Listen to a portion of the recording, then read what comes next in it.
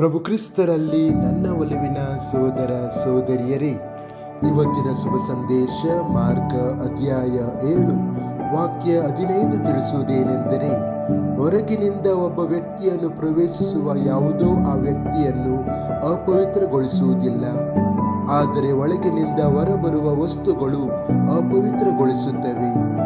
ಚಿಂತನೆ: ಯೇಸು ನಿಧಾನವಾಗಿ ನಮ್ಮ ಗಮನವನ್ನು ಬಾಹ್ಯ ನಿಯಮಗಳಿಂದ ಆಂತರಿಕ ಸತ್ಯಕ್ಕೆ ಬದಲಾಯಿಸುತ್ತಾರೆ. ಆಹಾರ ಪದ್ಧತಿಗಳು ಮತ್ತು ಬಾಹ್ಯ ಅಭ್ಯಾಸಗಳು ನಮ್ಮನ್ನು ಪವಿತ್ರ ಅಥವಾ ಪಾಪಿಗಳನ್ನಾಗಿ ಮಾಡುವುದಿಲ್ಲ. ನಮ್ಮ ಹೃದಯದಿಂದ ಹರಿಯುವುದು ನಮ್ಮನ್ನು ನಿಜವಾಗಿಯೂ ರೂಪಿಸುತ್ತದೆ. ನಮ್ಮ ಮಾತುಗಳು, ಉದ್ದೇಶಗಳು, ವರ್ತನೆಗಳು ಮತ್ತು ಆಯ್ಕೆಗಳು. ನಮ್ಮ ಹೃದಯಗಳು ಪ್ರೀತಿ, ಕರುಣೆ ಮತ್ತು ನಮ್ರತೆಯಿಂದ ತುಂಬಿದಾಗ ನಮ್ಮ ಜೀವನವು ದೇವರ ಒಳ್ಳೆಯತನವನ್ನು ಪ್ರತಿಬಿಂಬಿಸುತ್ತದೆ.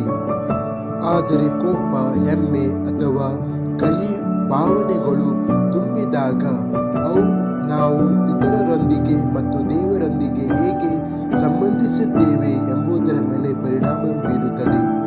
ಪ್ರಾರ್ಥನೆ: ಕರ್ತನಾದ ಯೇಸುವೆ, ನಮ್ಮ ಹೃದಯವನ್ನು ಶುದ್ಧೀಕರಿಸಿರಿ ಮತ್ತು ನಮ್ಮ ಚೈತನ್ಯವನ್ನು ನವೀಕರಿಸಿರಿ. ನಮ್ಮ ಆಲೋಚನೆಗಳು, ಮಾತುಗಳು ಮತ್ತು ಕ್ರಿಯೆಗಳು ಗಮನಿಸಲು ನಮಗೆ ಸಹಾಯ ಮಾಡಿರಿ. ಅದರಿಂದ ನಮ್ಮೊಳಗೆ ನಿಮ್ಮ ಪ್ರೀತಿ, ಶಾಂತಿ ಮತ್ತು ಗುಣಪಡಿಸುವಿಕೆಯನ್ನು ಹರಿದು ಬರಲಿ.